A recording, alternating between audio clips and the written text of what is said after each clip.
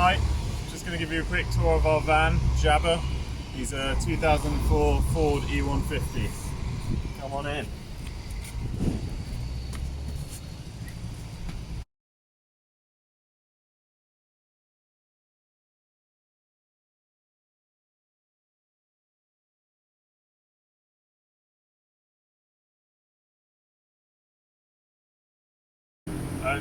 So here we have the kitchen.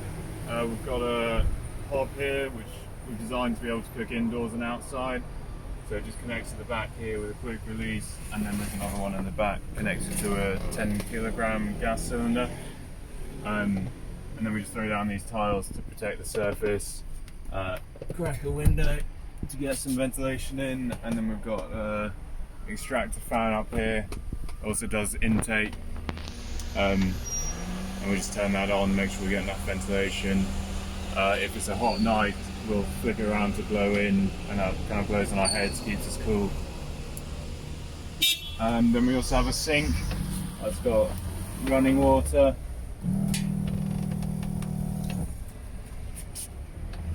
We decided not to put a drainage system in because we thought that might get a bit manky if it stores for a while, and it also means we can take the sink out, put it on the hob, heat it up, and that allows us to wash up with hot water, which is a lot nicer.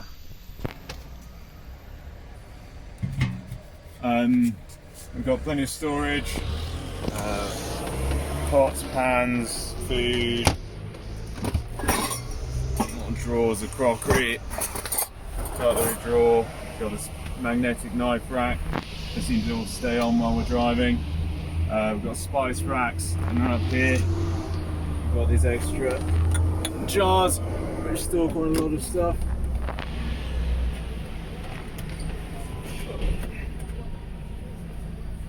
Underneath the sink we have a 27 litre water tank which we fill up from anywhere really, so that does our boiled water for teas and coffees and then any washing up. And then usually we have two of these 6 litre tanks next to it, and altogether that lasts us 4 days completely off the grid. And at the front here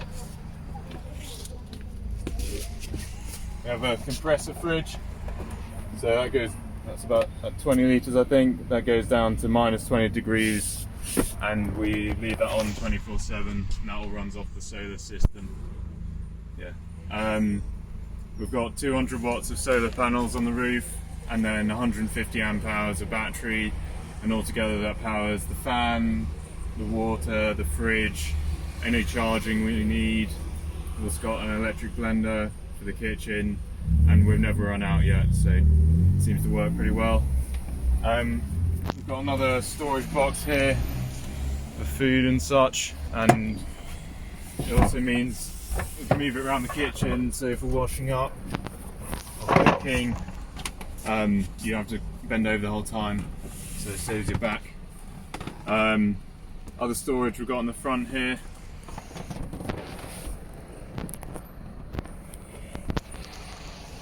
We've got a crate down here which we just have general gear in. This box we use for more food and that sort of stuff. Got two sort of cubbies here. This one we put toilets within. We use for our electrical goods, and then underneath this is where all the electrical system is. Again, so that's where we keep the jack and the tyre release. Okay.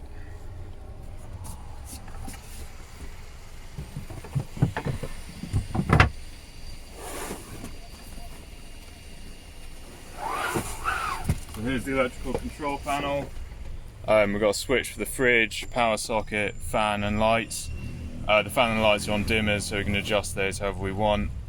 Here we've got a metering panel, so that shows us more accurate voltage, so we know how much battery we've got left, and also how much power is being used at any one time and total energy usage, so it gives you a better idea of what's using energy and how much you've got left.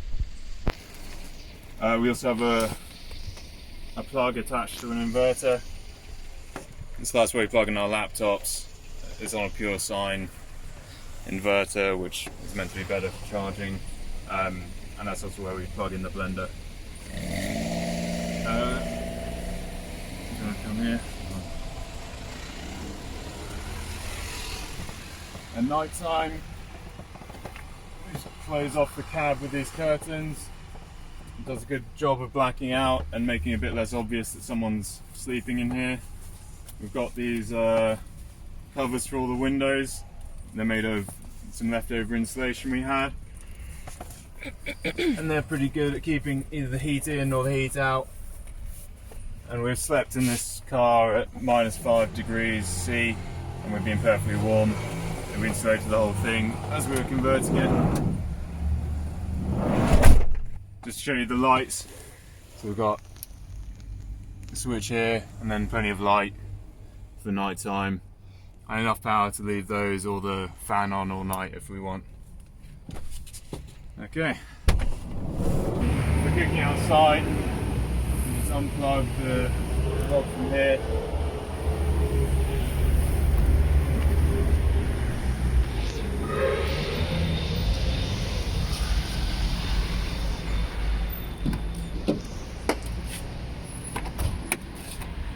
We've got a table built into the door,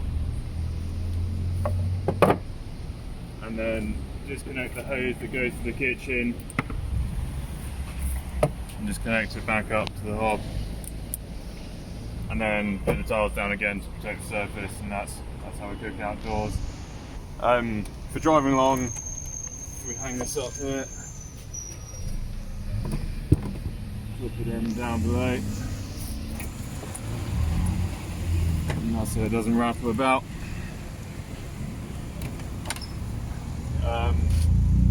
We've got the gas cylinder here, 10 kilograms. This is where we store like we've got a barbecue, any other gear, shovel. Under the bed we've got more storage. There's some mats, camping chairs, our backpacks.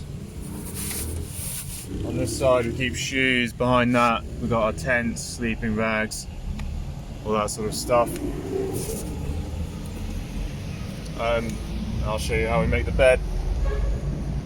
For making the bed, move the cushions. This back bit of the sofa comes down to be the headrest of the bed. So there's a clip on each side which keeps it in place. And then it's got a leg for support, and then these clips are what clip in underneath to keep it in place. So that drops down here, comes down.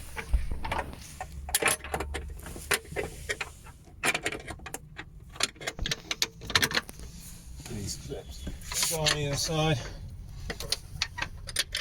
Never feel your way, and then that's sturdy.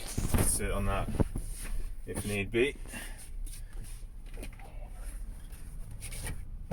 Headrest drops in, and then we've got this memory foam topper which just rolls down with all our bed clothes rolled up in it, and there's the bed made.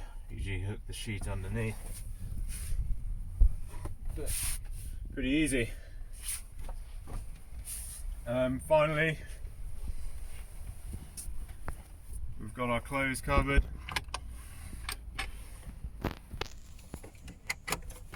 That's got plenty of storage for both of us. And then underneath here, we've got a cubby where we usually put a laundry bag underneath, and that's where we put our dirty clothes. So that's it. Hope you enjoyed. Unfortunately, we're selling it as our travels come to an end, but it's going to be in Lima, Peru for the next year. If anyone's interested, let us know.